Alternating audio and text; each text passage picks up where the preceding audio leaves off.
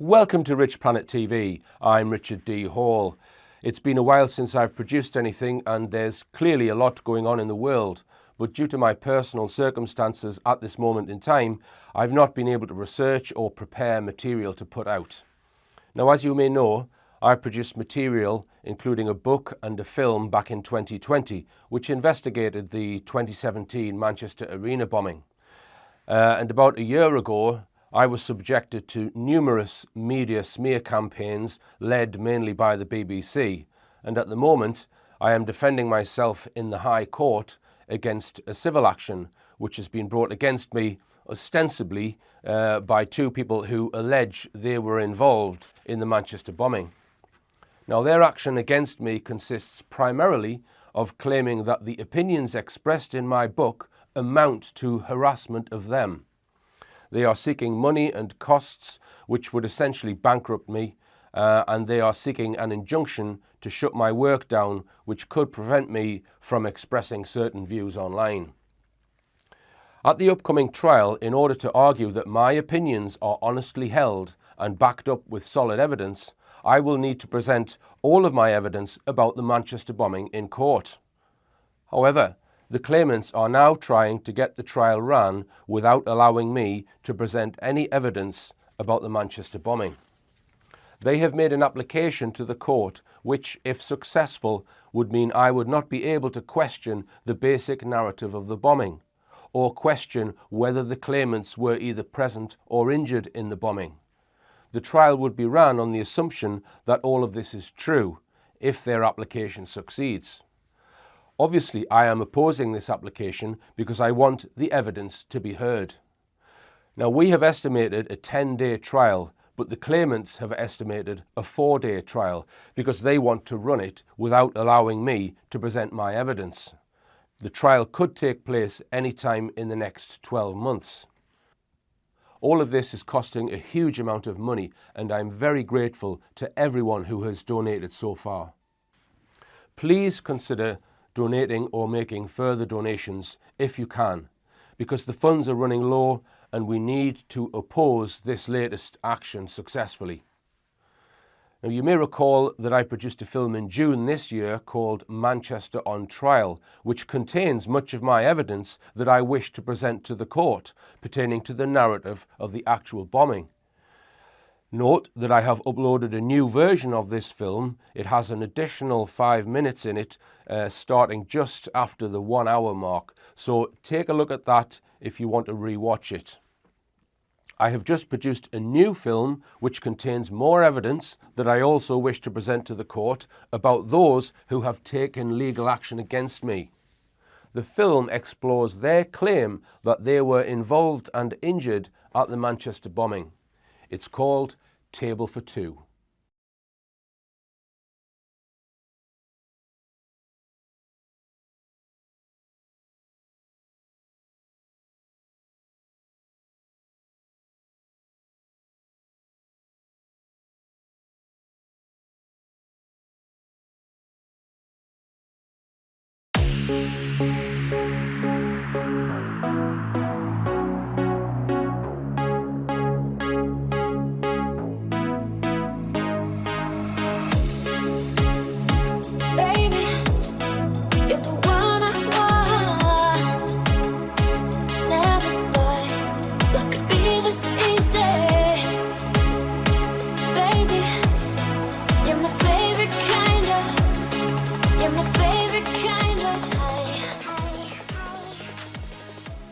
This is Martin Hibbert, who claims he was a victim of the 2017 Manchester Arena bombing incident and has been one of the most prominent people to be featured in the media about his experience on the night, about his recovery, and about his charitable activities in subsequent years.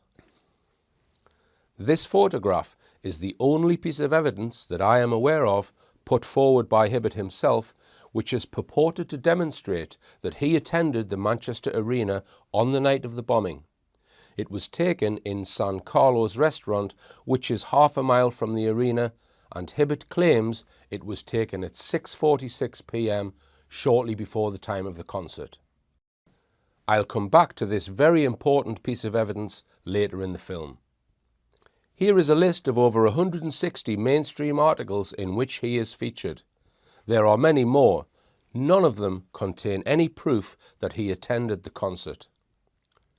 At the time of the incident, Hibbert was 40 years old and in his work operated an agency for primarily women footballers. He has a keen interest in expensive cars and had previously worked in banking. His daughter Eve Hibbert was 14 years old at the time of the bombing, and Martin claims that he attended the Ariana Grande concert with her and that they both received serious injuries as a result of the bombing. If you are not familiar with my previous work on the Manchester Arena incident, which explores many unanswered questions, then please go to this link, where you will find films and analysis, and you can also download my book, Manchester the Night of the Bang, free of charge. In this film, I am going to examine Martin Hibbert's claim that he and his daughter attended the concert, and also look at their injuries.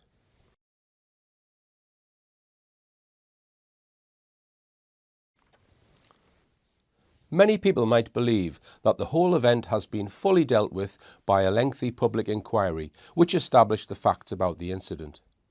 If you believe this, then please watch my film, Manchester on Trial, which shows that the public inquiry was flawed because it cherry-picked evidence and omitted key evidence in order to reinforce a preordained narrative which was set in stone at the start of the inquiry.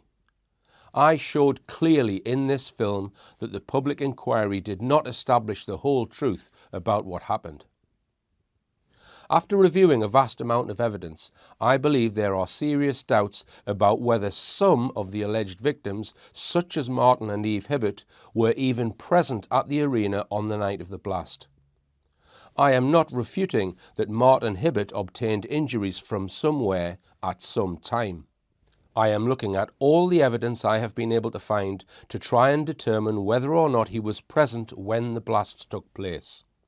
Once I have shown you the evidence, you might be very surprised, and you can decide for yourself what is really going on here. At the inquiry, only certain people were given the status of co-participant. A co-participant has the right to make opening and closing statements at the inquiry.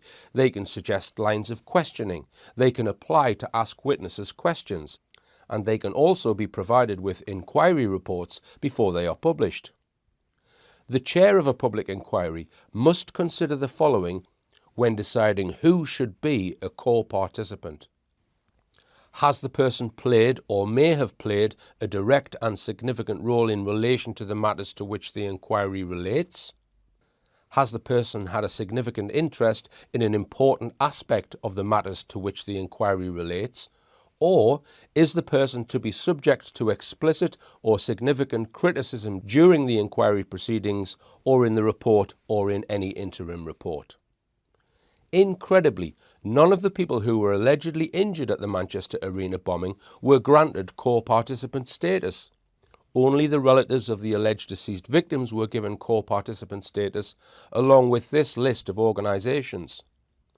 No survivors were given co-participant status. Therefore, as far as the inquiry was concerned, the survivors were treated merely as witnesses, and this included Martin and Eve Hibbert. The public inquiry did not produce or discuss any of Martin or Eve Hibbert's medical records. Therefore, it did not establish whether their injuries could have been caused by a bomb blast. The public inquiry did not produce any reliable evidence, such as CCTV or other images, which proved that Martin or Eve Hibbert were present that night at the Manchester Arena, apart from some verbal testimony given by Martin Hibbert himself, which I will show shortly. Therefore, the public inquiry cannot be relied upon as any sort of proof that Martin or Eve Hibbert were either present or injured at the Manchester Arena. At the public inquiry, Martin Hibbert was interviewed and was asked about his attendance at the concert. So we'd booked to go to one of our favourite restaurants in Manchester, San Carlo, and like I said in my statement, it was just a typical brilliant Manchester day. You know, the sun was shining, it was a beautiful day. Eve had got me ready for the concert, constantly playing the CDs, and so I was fully ready for it. And going to concerts is something that we did. It was daddy and daughter time, and we loved it, you know. So it was just another of those, you know, wonderful daddy and daughter times. We parked at the arena. I had VIP tickets. We're in a box. Just remind me of her age. I'm really sorry. She was 14 at the time. Thank you. She was 14 at the time. So we'd parked at the VIP parking under the arena, and we walked to San Carlo. Had a lovely meal. And I remember, I think I put it in my statement, I remember looking across, and she looked beautiful, and I remember saying to Eve, like, you know, this is when I'm going to be getting knocks at the door, because she looked stunning. And I remember thinking to myself, which is why I took that infamous picture, because I never used to share kind of Eve on social media, but I just looked at her and I could see that she was becoming a woman. And I knew I'd be getting knocks at the door, and I wanted to embrace it and in a way celebrate it, if that's the right word. And that's kind of why I took that picture of us, which is obviously the infamous picture of us at San Carlo raising a glass, because I knew that probably after that night that she'd be taking her exams and you know, my little princess. Martin Hibbert alleges that the photograph was taken shortly before the concert, and it features him and his daughter sitting at a restaurant table. In his inquiry interview, he states twice that he took this picture. This is untrue. The picture has been taken by a third party who is not mentioned at the inquiry. Hibbert mentions being at San Carlo restaurant 3 times, which suggests a strong need to persuade that he was there on that night. Eve appears to have a modern mobile phone in her possession, which of course would include a digital camera. Do they look dressed for a pop concert? This Twitter post shows that the image was posted on Twitter on the 22nd of May 17 at 6:53 p.m. Hibbert posted the image again 4 years later, and this time felt the need to state the exact time the photograph was taken. Picture taken at 6:46 p.m. on the 22nd of May 2017 in San Carlo. The date and time that he gives is not proof of when the photograph was actually taken. It is unknown to me on what date it was taken. But because of when it was posted on Twitter, we can say for sure that it was taken on the 22nd of May 2017 or on an earlier date. I suspect, and have been trying to get this corroborated with indisputable evidence from the restaurant, that it may have been taken on a date previous to the night of the bombing and uploaded to Twitter at a time just before the concert to coincide with the time he claims it was taken. As we shall see, he has used the Twitter post to claim that the photograph is why everybody knew they were at the concert. The restaurant is over half a mile from the Manchester Arena, and I am not aware of any photographic evidence which places them at the actual arena that night. Let's now look at how the inquiry described him getting to the arena. So Mr. Hibbert, we know that you've seen then the sequence of events that shows the time that you and Eve entered the arena, and your parking and VIP package meant that you avoided the crowds. Correct. And we see you entering the arena at 8:03. Yeah. To my knowledge, no CCTV time-stamped image was shown at the inquiry to prove what Sophie Cartwright said, i.e. that Martin and Eve Hibbert entered the arena at 8:03. The VIP entrance is within the City Room, and I have checked the CCTV images released by the inquiry and cannot find one at 8:03 of the City Room. There are images that have been released by the inquiry showing other alleged victims arriving. For example, here we see Jane Tweddle, who is alleged to have died, arriving in this image, and we see Ruth Morell and Michelle Kiss waiting in this image. Michelle Kiss is also alleged to have died. But to my knowledge, there is no CCTV image of Martin or Eve Hibbert at the Manchester Arena that has been released. Later in the interview, another CCTV image is referred to. And so, Mr. Hibbert, we're going to move forward now to, as you made your way out of the concert bowl and the route you took, we know that you found your way taking the route into the city room. And you have also been shown the image of you and Eve timed at 22:30:53, where you're captured in the city room. Yeah. Again, this alleged image, to my knowledge, was not shown at the inquiry and does not appear to be in the CCTV images released by the inquiry. I have not been able to find any image of Martin or Eve Hibbert in the public inquiry CCTV images. Sophie Cartwright says that the image has been shown to Martin Hibbert. She does not say it was shown to the inquiry.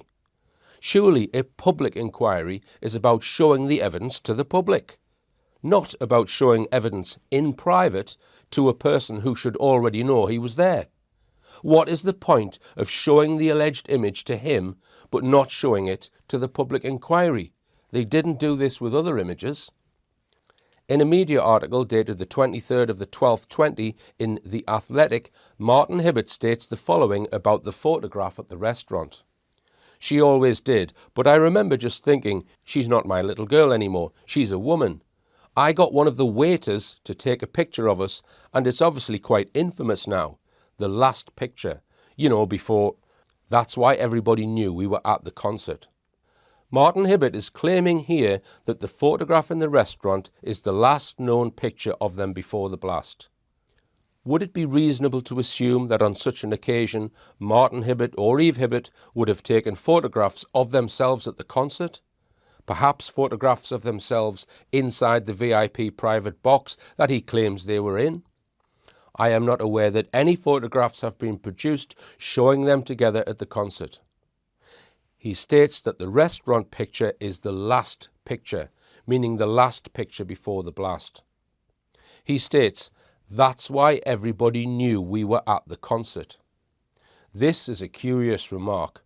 A photograph taken in a restaurant, which is over half a mile from the arena, is the reason he claims why everybody knew they were at the concert. He appears to be putting this photograph out there to provide proof that they were there and that they were involved. He explains how they parked the car at the arena, walked half a mile to the restaurant, had a meal, then travelled or walked back another half a mile to the arena to go to the concert.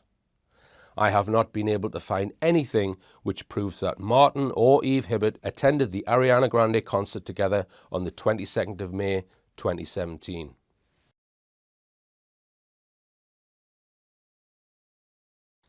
Let's have a look now at what Martin claims happened at the concert. An article in The Times on the 22nd of July 2017, just 2 months after the bombing, gives the earliest account I could find where Hibbert talks about what actually occurred on the night. His account in this early article differs in a number of important respects to the official version of events. Some of them are major differences which in my opinion cast huge doubt over his version of events, so pay careful attention to what he says. We were in a box to the right of the stage. It felt like we could reach out and grab her, he recalled. It's not clear here whether he means to the right of the stage from the performer's perspective or the audience's perspective. But this point isn't really that important, as we shall see. I have showed it here in this diagram as if from the performer's perspective. We were always going to leave while she was doing her encore to get out of the crowd. We had come out of the box and gone into the main auditorium, but I brushed shoulders with him, the terrorist, and the trajectory of that took me thankfully away from him. He was going in as we were coming out. We got about halfway down the auditorium, going towards the exit, and that's when the bomb went off. Firstly, the blast occurred sometime after the concert had finished, not during the encore, so his point about leaving during the encore is inconsistent with the time of the blast. Secondly, we were always going to leave. That's a statement of intention. It's not an account of what happened. He does not say we left while she was doing her encore. And thirdly, From this image of the private boxes, it does not look possible to get from the boxes into the main auditorium. The photograph shows that the boxes do have a door which leads out into an area of seating, but the seating and box are railed off from the auditorium. It seems the entrance to the box is either at the back or at the side of the suite, which is accessed via the concourse, not from the main auditorium. He also claims that he brushed shoulders with the terrorist after he went into the auditorium. According to the official narrative and the public inquiry, Salman Abedi, the alleged terrorist, did not go past the city room doors and remained in the city room for an hour before setting off his device inside the city room, and was therefore nowhere near the auditorium at any time. We see here that the city room where the blast occurred is a 75-metre walk from the auditorium where Hibbett claims the blast occurred. He was going in as we were coming out, meaning the auditorium. This statement cannot be true. Firstly, Salman Abedi did not go into the auditorium. And secondly, it does not seem necessary to go into the auditorium in order for them to exit the box. We got about halfway down the auditorium, going towards the exit, and that's when the bomb went off. He is clearly implying here that he was inside the auditorium and that the bomb went off in the auditorium. This is not where the device went off. The device went off some distance away, about 50 metres, in the city room. And again, the way out from the box does not appear to be via the auditorium. From this news article, it is clear that at this point in time, July 2017, Martin Hibbett believed that the blast had occurred inside the main auditorium, which is patently untrue. How is it feasible for him to get such an obvious fact so wrong? Is he manufacturing his narrative, but hasn't understood correctly where the device was actually set off? 10 months later, Hibbett gave another interview, which was a year after the bombing, for The Lad Bible. On the 22nd of May 18, in it he states, "Strange how the smallest decisions can have the biggest consequences. Heading out early meant we were in the foyer just as the bomber detonated himself. I bumped into him, actually." So his narrative has now changed completely, with the blast occurring in the city room, not in the auditorium, as he said earlier.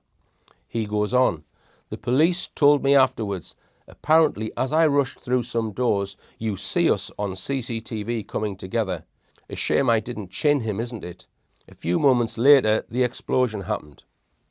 This amended claim still seems dubious because Abedi sat near the McDonald's steps for a long period before walking into the centre of the foyer where he set off his device. He did not go near the city room doors.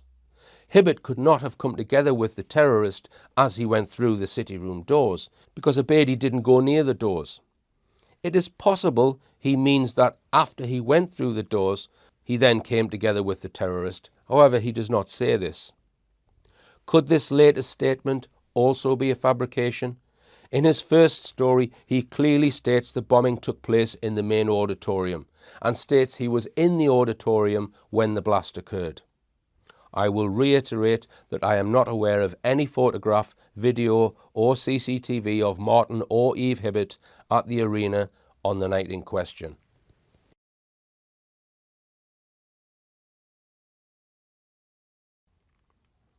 Another inconsistency in Hibbett's account of the event concerns when his daughter was allegedly removed from the city room sometime after the blast.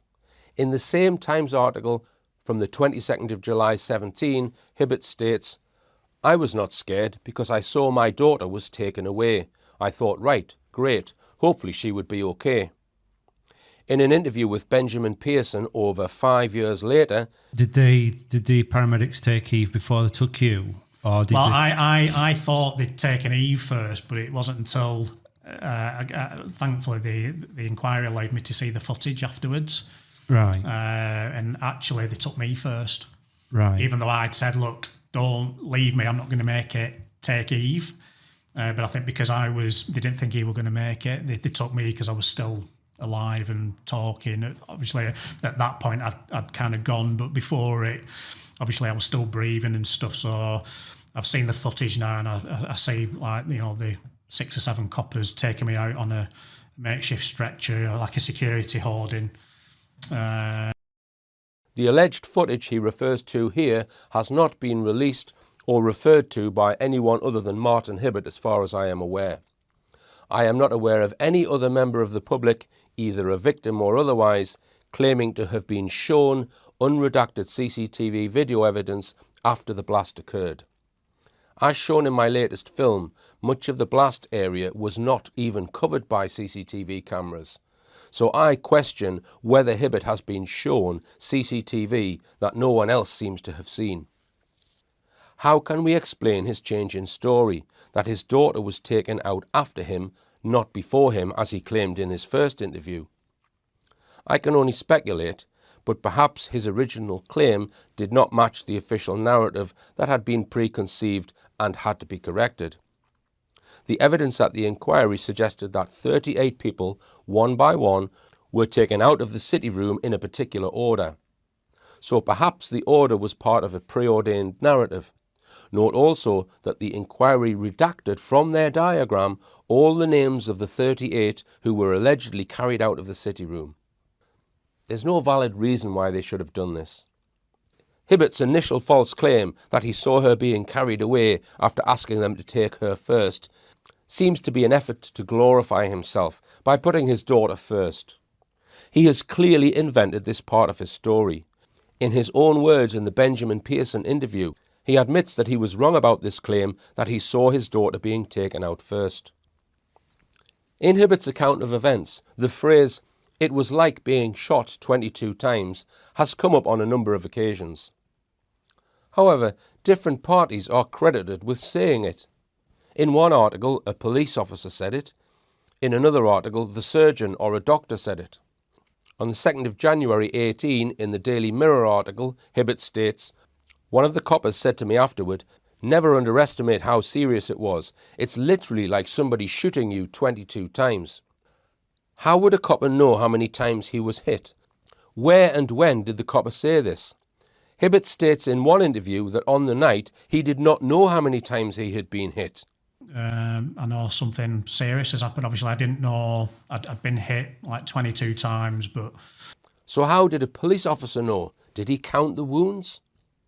On the 22nd of May 2020 on LBC, it was reported, survivor Martin Hibbert, who was the closest person to the explosion to survive, recalled how doctors told him it was like being shot at point-blank range 22 times, and that someone was looking down on him that day.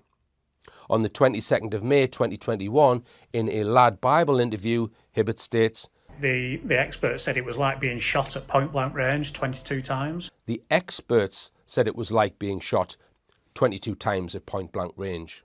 Was it police, or doctors, or experts, or none of the above that said this? Note that it is the police officer's comment which is the earliest mention of this phrase, and the police officer would be the least likely to know how many times he'd been hit. Further inconsistencies in Hibbert's statements are in regard to how far away from the blast he was situated. On the 5th of March 23, in the BBC Radio 4 programme Disaster Trolls, Remember My Name, Hibbert states, "We were about 6 metres away, closest survivors." From the website martinhibbert.com, now removed, Martin Hibbert's life changed forever on the night of the 22nd of May 2017, when he found himself just 2 feet from the blast zone in the Manchester Arena bomb attack. From the website mybestruns.com, Martin Hibbert from Bolton, whose injuries were described as the equivalent of being shot 22 times at point-blank range, suffered a T10 complete spinal injury when he was stood just 30 feet from the bomb when it detonated. From Granada Facebook page, Martin Hibbert, who was only 10 metres away from the device when it detonated, said he took part in the 10K event for those who died in the attack. In these extracts, it is claimed that he was 10 metres, 30 feet, 2 feet, and 6 metres from the blast. Another minor inconsistency concerns what Eve was covered up with. In August 2017, these two articles claim that Hibbert said his daughter had been covered up with a blanket. At that point, they'd actually put a blanket over my daughter, In later articles in 2021, she was covered with T-shirts and posters, or just a T-shirt. The only clear video of the aftermath that is currently available is the John Barr phone camera video. This is filmed within a few minutes of the blast and shows a view of the city room where Martin and Eve Hibbert were alleged to be lying on the floor bleeding profusely. From Hibbert's statements, he was 10 metres from the blast and walking away from the blast towards the VIP car park, which is behind the camera's position in this video. One would have thought he and his daughter should be visible somewhere in the foreground in this video, but neither he nor Eve can be identified in the clip. Paramedic Paul Harvey was allegedly one of the two paramedics who dealt with Martin Hibbert and is alleged to have taken him to hospital in an ambulance. Harvey was told by a senior paramedic to take Martin Hibbert to the major trauma centre at Wythenshawe Hospital. However, he took it upon himself and ignored this direction and took Hibbert to Salford Royal instead. This is extremely surprising and against all protocols. Indeed, he probably should have been disciplined for doing this. Here is how it was described by Martin Hibbert at the inquiry. I know that you are particularly keen to identify to the chairman the praise that you have for the paramedics that took you to hospital. Yeah. And I wonder if you could just give your evidence about well, perhaps if we first of all name the two paramedics. Yeah, I don't know the other gentleman, but the one that I've become very close friends with is a gentleman called Paul Harvey, and he's with me today on my lapel.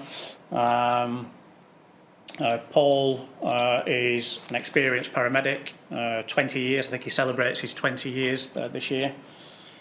Beautiful man, beautiful family. But he had been instructed to take me to Wythenshawe Hospital, which at that time probably would have been maybe a 25-30 minute ambulance journey. But because he knew of my injuries and he knew I probably wouldn't survive that journey, he actually took it upon himself to ignore that and do the right thing and take me to Salford Royal, which was a 10-minute journey, and where he knew where there'd be a major trauma unit and would probably get, you know, the correct help. So, you know, I think had another frustration and again, no disrespect to paramedics, but if we'd had, or if I'd have had maybe a new paramedic that was following orders, I might not be sat here today. So Paul knows he doesn't have to buy a beer now for the rest of his life. But again, it's another of all these things that happened during that night, just all these events where if it had been somebody else or something different, then it could have been a totally different end. So I owe Paul my life, basically, because he took me to Salford Royal and gave me some life-saving medication in the ambulance to clot, because I was still bleeding, even though I'd had tourniquets put onto me. I was still bleeding quite heavily, and in the ambulance I was starting to vomit blood as well. So he knew I was, you know, they were losing me basically. So he made a life-saving decision to take me to Salford Royal.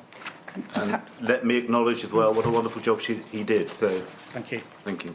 Be very grateful. If Hibbert wasn't in the foyer on the night, does this diversion from protocol have something to do with concealing it?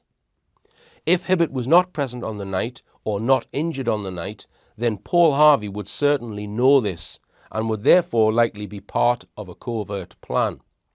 The two have remained very close since the incident, with Paul Harvey regularly being invited to Martin Hibbert's box at Manchester United football ground. There is more I could say about Paul Harvey, but we'll leave it at that for now. More inconsistency appears in Hibbert's claims about how long he was in a coma.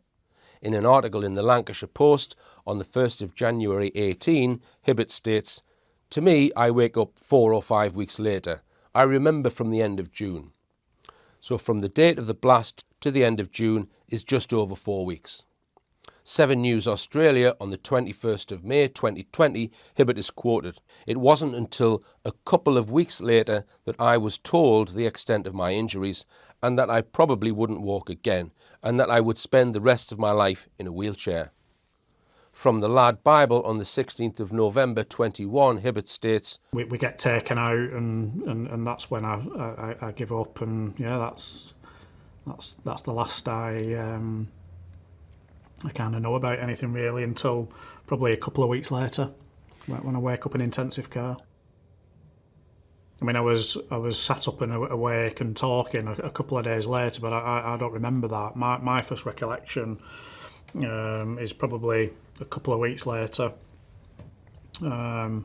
when basically I'm being told by kind of my consultant that I've suffered a complete spinal cord sever.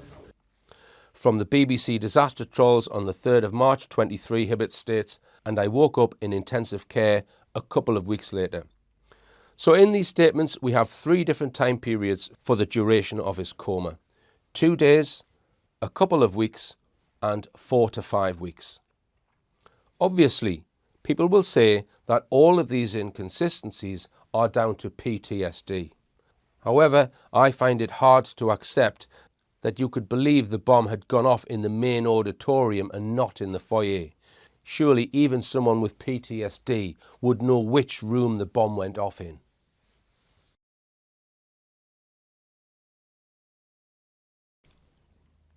Let's now look at the injuries. I will start with Eve Hibbert. I am not aware of any photographs of Eve's injuries or indeed any photograph of her after the date of the bombing. This is unusual because the vast majority of survivors have had copious amounts written about them along with images published in the mainstream media. Let's listen to what Martin says about his daughter's injury. She suffered a really bad head injury, so she suffered one bolt got through and unfortunately hit her in the head and went straight through. So she suffered, a catastrophic brain injury, but again, she's a little miracle herself. As he says these words, he puts his right index finger on his right temple, indicating where the bolt first hit Eve. He then puts his left index finger on his left temple, indicating where the bolt exited Eve's head. He then points quickly away from his head with his left index finger, indicating the trajectory of the bolt. As he states, it went straight through. And it went straight through. In this verbal statement and clear demonstration with his hands, he makes the claim that a bolt entered his daughter's head, then travelled through her head, exited out the other side, and goes on to claim that she survived. In his public inquiry testimony, he states the following about Eve. She can see, she can hear, she can now talk, she's eating. I've got a beautiful video that I'd love to show you one day of her actually walking now unassisted. In an article from Mail Online on the 16th of November 21, doctors initially feared Eve would be left in a vegetative state due to the brain injury, but she has defied the odds and is now back at school full-time. Martin Hibbert states she's the only person to survive that injury. He also claims the experts said the bolt travelled at 90 miles per hour. We were told that all the bolts and shrapnel were travelling at 90 miles an hour. So, to my knowledge, no images or scans have been produced to demonstrate what is claimed by Martin Hibbert about what happened to his daughter. Therefore, we only have his words as evidence to decide whether to believe him. Would a reasonable person question whether, if a bolt travelling only at 90 miles per hour could travel all the way through a person's skull, pass through the brain, then pass through another layer of skull and emerge out of the other side, and that person remain alive? In my opinion, a reasonable person would not believe this claim. For those with a physics brain, here's an analysis of the potential damage a nut travelling at 90 miles per hour could cause. A typical M10 nut weighs 12 grams. 90 miles per hour is 40 meters per second, so the energy of this projectile would be E equals a half mv squared, which is 9.6 joules of energy in the nut. 9.6 joules is less energy than a 12 foot-pound 16.3 joule air rifle produces when a pellet is fired. An M10 nut is much bigger than a 5.5mm shaped and spinning pellet. Therefore, the penetration of a nut would be much less than the penetration of an air rifle pellet. A nut or a bolt travelling at 90 miles per hour cannot therefore travel straight through a person's head. We know from several interviews that Eve is alleged to have suffered a single head injury, entering one side of her head. In an article in the Daily Mail on the 1st of November 22, Mr. Hibbett's daughter, Eve, then 14, lost the use of one arm and leg due to a brain injury she received.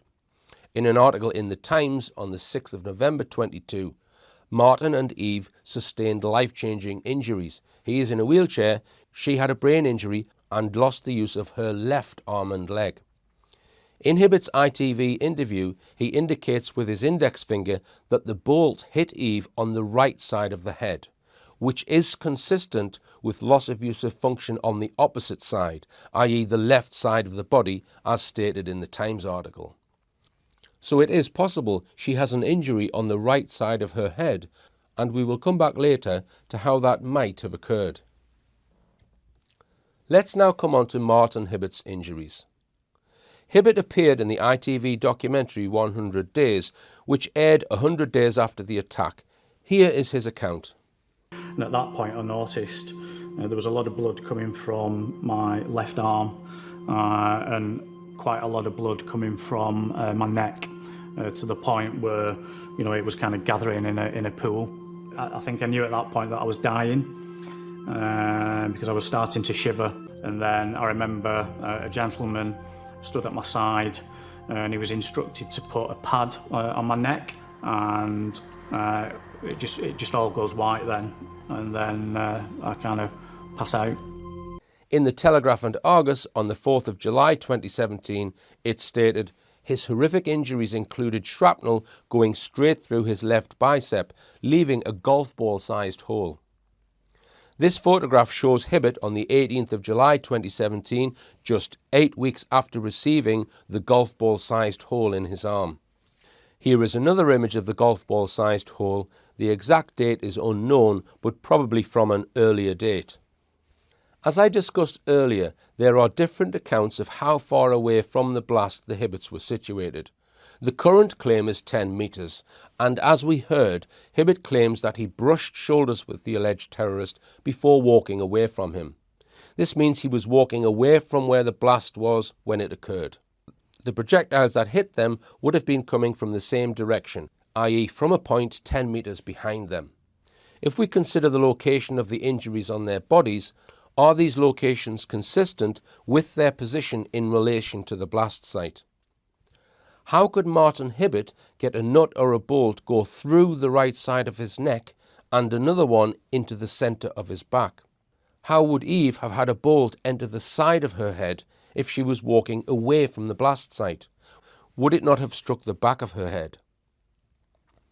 Here is a montage of images of Martin Hibbett's injuries, showing the locations of some of the alleged shrapnel impact. Are these wound locations on the body consistent with him walking away from the blast site at a distance of 10 metres? The inquiry did not carry out or present any analysis of Martin Hibbett's wound locations or any analysis of the injuries themselves, nor did it look at their medical records. Another piece of evidence which was put out in mainstream media was an X-ray allegedly showing metal nuts inside Martin Hibbett's body. I have been contacted by 2 people with medical backgrounds about this X-ray, who do not wish to be named, and I will go through their observations. The positioning of a patient's hands over the abdomen is not a position that would be used when taking a supine abdominal X-ray. It is not an accepted practice and is counterintuitive.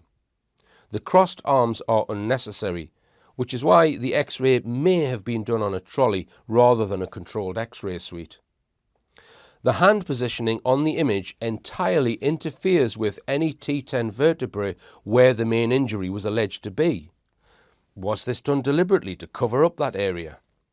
He might also be wearing some type of gloves to cause even more opacity. Due to the location of the hands, the viewer is unable to see any shrapnel deposit site or damage to internal organs as a result of any trauma. Both commentators said that the shrapnel or nuts may have been added to the image using computer editing such as Photoshop. If we compare these nuts with another X-ray showing a metal object inside a body, this ring has a clear edge which looks markedly different to the nuts on Hibbett's X-ray. Have these nuts been added in? There appears to be nothing in this X-ray showing treatment to the neck area. His story about swallowing shrapnel after it entered his body via the side of his neck seems extremely unlikely. The resultant esophageal injury and the tear sustained would be life-threatening, and the neck scarring would be plainly evident, requiring a likely tracheostomy which cannot be seen. Also, there appears to be no evidence of neck trauma or a neck brace, which is mandatory for suspected neck injuries. In summary, apart from the nuts in this image, which may or not have been added in, there is no visible trauma. Another image which was placed in mainstream media is this close-up of Hibbett's back. Here is what one medical professional said about the image. Hibbett's T10 surgical scar appears to be a regular approach for T10 surgery, possibly for spinal fusion. The wound to the left is possibly an exit drain wound which hasn't healed neatly due to infection, or may possibly be, but unlikely, a penetrating entry wound from a firearms injury. His T10 scar looks much older than the smaller scar to the left.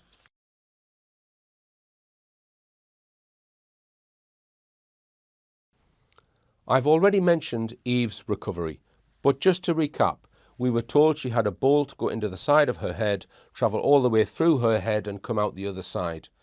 Doctors initially feared she would be left in a vegetative state due to the brain injury, but she has defied all the odds and is now back at school full-time. Martin Hibbett has repeatedly stated, "I have a complete T10 spinal injury, which means I am paralysed from the belly button down." Now, patients with a complete spinal cord injury have less than a 5% chance of recovery. If complete paralysis persists for 72 hours after the injury, the recovery chance is essentially zero. In March 2018, over 9 months after the injury, Martin Hibbett went to Australia to undergo therapy to try and get his legs working. The person who runs the therapy is not a medical doctor, he is a retired bodybuilder. The treatment consists of encouraging disabled people to use standard gym equipment. These videos show him lift both of his legs off the floor. They also show him sitting on a weights machine, pulling both his legs towards each other, then apart, lifting machine weights. The videos clearly show that he is not completely paralysed from the belly button down as he claimed. Did Martin Hibbett really suffer a complete T10 spinal injury?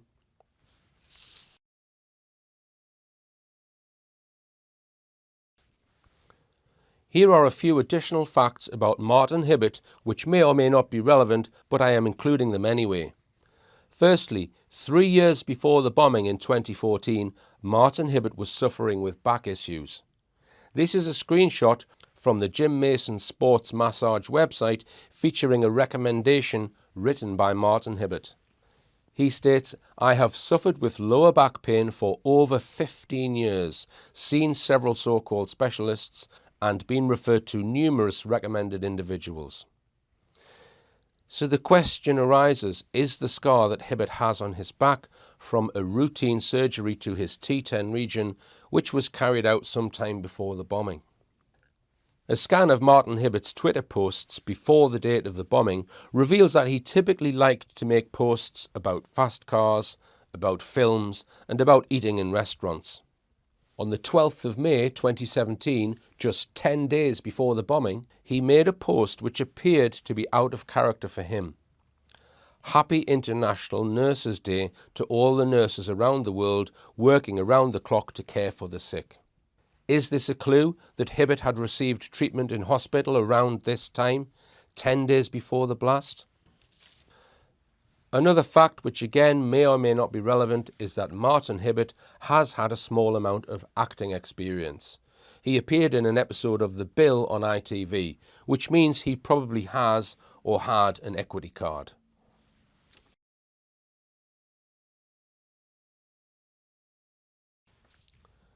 Some viewers may still be wondering what I consider may have happened at the arena.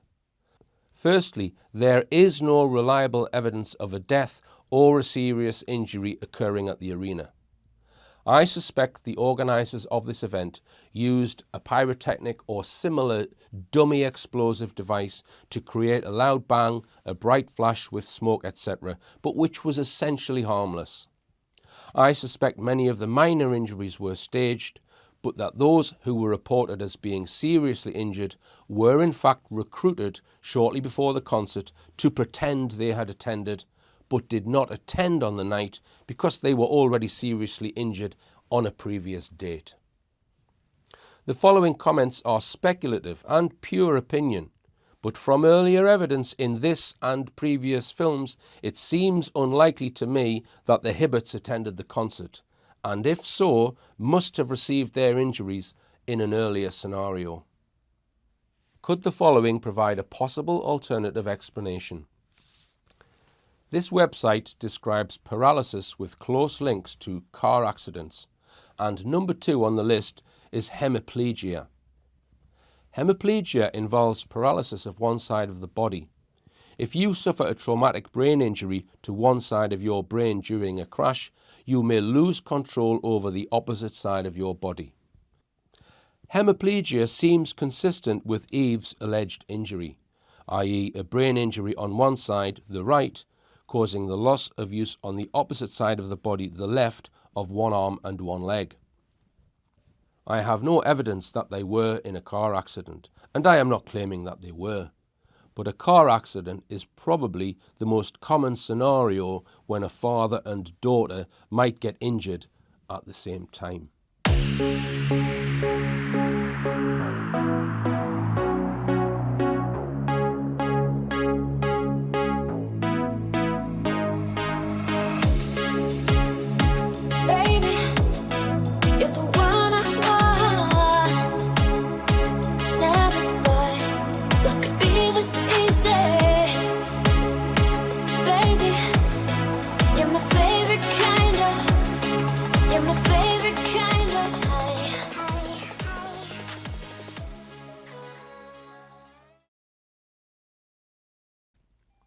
Thanks for watching, and if anyone has any evidence which you think may help me, please contact me at richard@richplanet.net.